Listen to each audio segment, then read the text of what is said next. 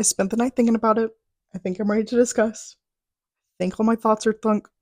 What?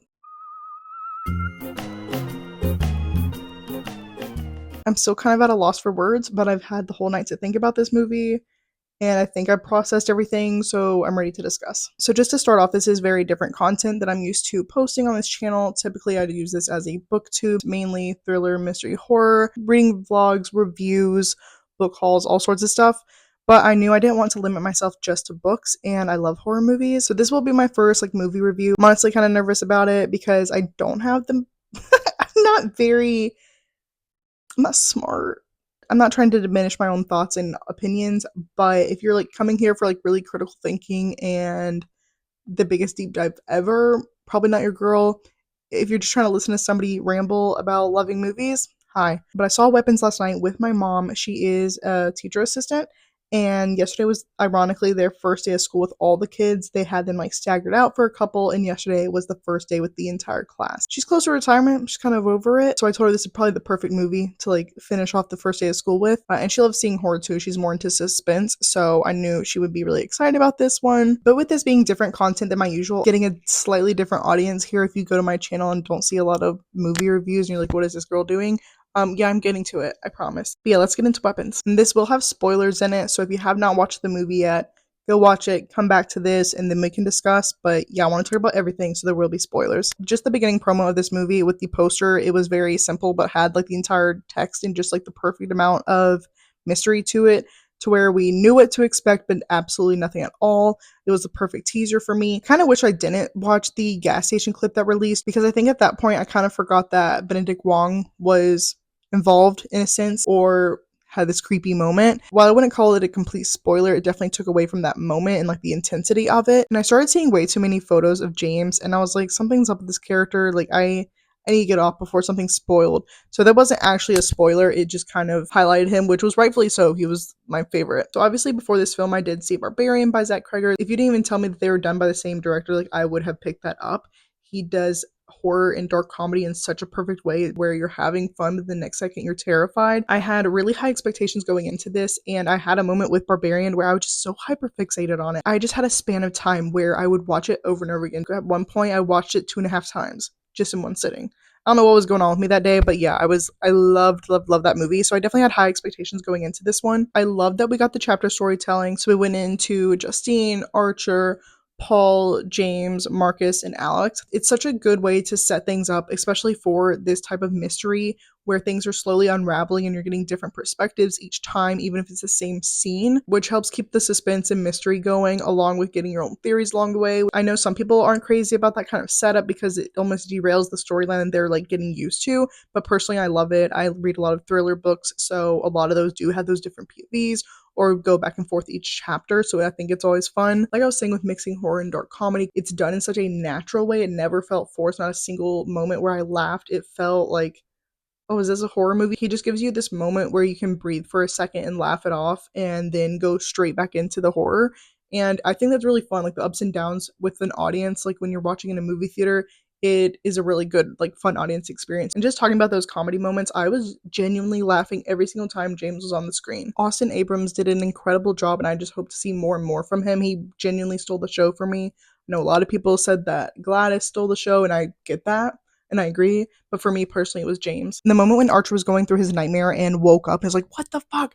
That was hilarious to me. I had literally just turned to my mom and whispered the same exact thing to her. And so for him to immediately say the same thing, it just felt very natural and a very realistic reaction to what they're experiencing. A lot of the stuff within this movie I think was very realistic. Towards the end, it definitely got a little silly with Gladys being chased through the neighborhood by the kids. I think that was another good breather moment. Just her running through people's homes and the neighbors reacting to it and thinking she's crazy. And then I guess a little before that, when James continuously attacked Archer, I literally could not stop laughing. You'd think something like that would get tired with it being so repetitive, but it was hilarious. I just love when horror movies basically make fun of themselves about these different tropes of they always come back, that's a big one. And so just to continuously do that and having Archer immediately call him a freak once it's done, perfection. When horror movies have these moments like this, it's just the perfect way to slightly break the fourth wall, not fully, but just kind of winking and nudging at us, yeah, we know what we are. I think another moment similar to that was when James was going to Alex's home and going by the fence and trying to get in, and then going around the back of the house. Like those were two very easy moments for like a dog jump scare up on the fence and then in the window. And I think they knew that, like when filming. I think it was very intentional for us to be kind of like tense and expecting a dog to pop up because that's very like that's the easy, cheap route. But I'm glad they didn't. Like that jump scare within that scene was more of the unsettling type and not the cheap type. So I really appreciated a lot of the like more unsettling moments like that. So I want to go into like kind of favorite moments and least favorite. Just first off, favorite moments are just like the POV setup. I think that's a great way of unraveling a mystery while keeping the suspense built throughout. While I think Gladys being involved wasn't that big of a reveal just because the way she looked, you kind of automatically assumed she was somehow part of this. I appreciated that Alex wasn't just like a creepy kid. We've had that so many times throughout horror, and I think it's very overdone. I know a lot of people are saying the old creepy woman's kind of overdone as well. We did technically see that with Barbarian and Weapons now, so if that is like a critique people are giving, like I get that. But I will say I'm glad that we didn't get like a whole creepy child. I was like worried when we got to Alex's perspective, he was going to be like more involved than what he was. Like he was just like once again while his classmates were used as weapons, like in the literal sense, he was also used in a way. Get the name tags from his classmates and taking care of his parents, like all of these things as well. All the reactions Alex had throughout these moments were very believable, especially for a kid of his age. So just commending Carrie Christopher for his performance. One of my favorite scenes in the movie, if not my favorite scene from the entire movie, was when Justine was basically camped outside of Alex's home and fell asleep there. Just from the moment the door opened, like it was already unsettling. I was very nervous for what was about to happen. The way she exited the house and stood there was disgusting. The way she moved through the yard into the street and to her car, it was just the most unsettling, disturbing thing. The creepiest motion of her like getting the scissors and cutting her hair. It was just nasty. I didn't like it at all. And to me, like those scenes are more disturbing to me than like any of the gore scenes. I know we actually got some pretty gross, gory scenes of this movie. As of right now, I haven't really heard a whole lot of people talk about it.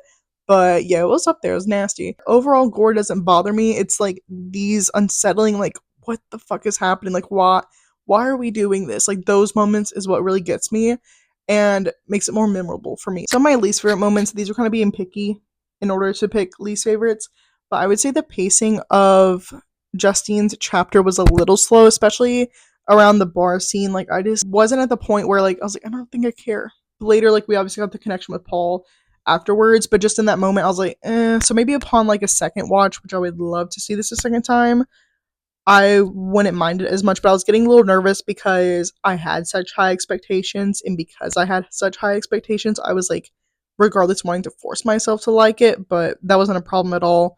I thought the pacing was actually like very well done throughout the POVs. And when Archer went into investigation mode, he just had the footage of Matthew, his kid's name's Matthew. He had the footage of Matthew and then Bailey from Bailey's parents, and that was it. And then he just like made a straight line across and like circled that area, which like I get.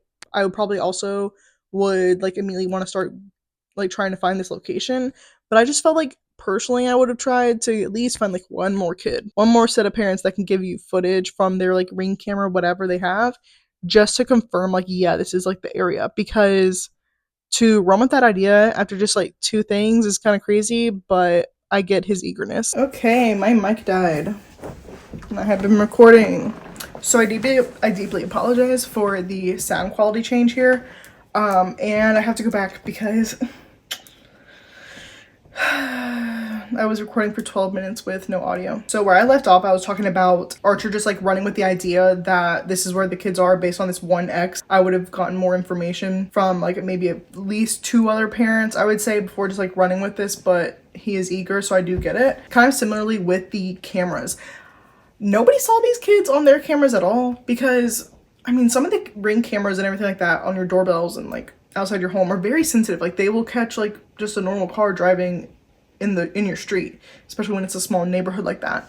So I found it kind of surprising that like nobody had footage or any like information about the disappearing kids, especially on Alex's street when they all started running up together like this herd of kids. Nobody caught that. That was like the only little thing that I'm like, it's kind of slightly unbelievable, but I feel like overall the movie was like pretty believable, especially like reactions from everybody. So like that was a little odd, but I'm just being like picky about the most random things, like because I loved it. Another thing I was kind of like just questioning was like just Gladys's existence.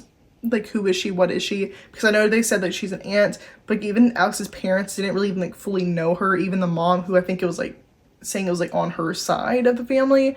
So I found that kind of odd. Like, we don't know who this woman, why are we just letting her in because she's family? Like, how did she approach y'all to be like, can I stay with you? Like, that whole situation is like a little slightly unanswered, and just like things about who Gladys is a little unanswered. Clearly a witch, but like for how long? Because things that she was saying about consumption, like that's just like an old term. Personally, I've been sick for a long time. I just think things were adding up for her to be like hundreds of years old.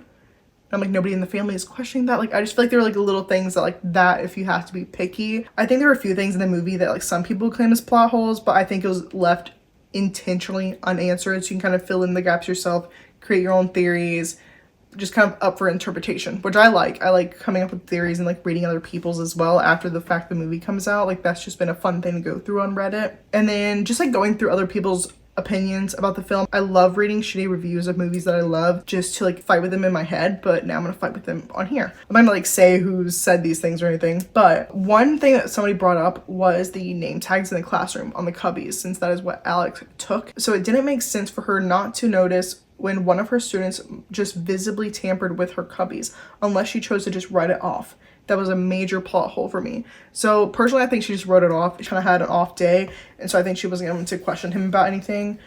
Saying that's a major plot hole, that's a statement.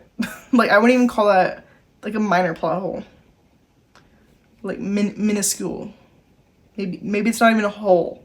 Maybe it's slight tear, because I don't think it's that serious. Somebody gave it like 2 stars because they said not okay when kids are involved. I don't know, like, what's your context for that? Like, I mean, context, like, there's kids everywhere in this movie, but are you rating it low because you were scared because kids are in it and kids are scary in horror, or are you saying that because you don't think it's okay for kids to be involved in horror in general?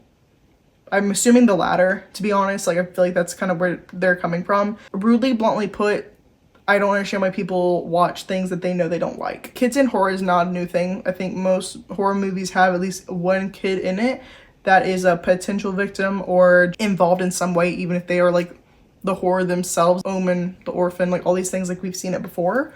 So it's nothing new. I know it's become like more of a topic about kids in horror when Terrifier 3 came out. I'm not even gonna touch that because I don't care. The movie was good. I couldn't care less. So I just think that's like a person-to-person thing. Like, just be aware of like what you're watching and like if you can handle it or not, or if it's like a sensitive topic. Take care of yourself. Watch what you can, you know. Somebody said spent more time laughing than scared. Horror subjective. What one person finds scary, the other won't. It was funny. It had really funny moments. Like I said, dark comedy. I think it was actually labeled that way as well. Someone said that was without a doubt the shittiest horror movie ever made. The plot was laughable. The acting was painfully bad, and the jump scares are so predictable they felt like a parody of horror itself. I need to break this down. The shittiest horror movie ever made. You haven't watched a lot of horror then. The acting was painfully bad is a wild statement. The acting was literally so good. That cast was stacked. Everyone had amazing performances. Like, I need examples because I don't know what you're talking about. We did not watch the same thing. The jump scares were so predictable they felt like a parody of horror itself. I already discussed the whole like dark comedy thing, like Cregger's being good of like making fun of himself of like in the horror context, and jump scares are being predictable. Yes, I would say I agree with that, just because the jump scares are always so built up, whether it's like lighting, atmosphere, like sound, all that. It's kind of obvious when one is coming. This person gave it a 1/2 star and said didn't watch it. Like, part of me is annoyed, part of me is like, whatever. I wish there was a way like you had to prove that you watched something before you rate it, because even people who are like, this movie sucked, I only watched half of it. You didn't watch it. You literally didn't watch it. Bad. Like, Gladys makes this watchable, but like, what was Gladys's motive? She wanted to live. She was dying. She was like 1,000 years old. And she needed more, I don't know, kid juice. Blood. I don't know what she needed. I'm not her. You ask her. I love that I'm like arguing with them and trying to give them a reason of what Gladys's motive was, but like, I don't know. The spell was broken, so why don't the kids go back to normal? Because they're traumatized. They're like catatonic. What?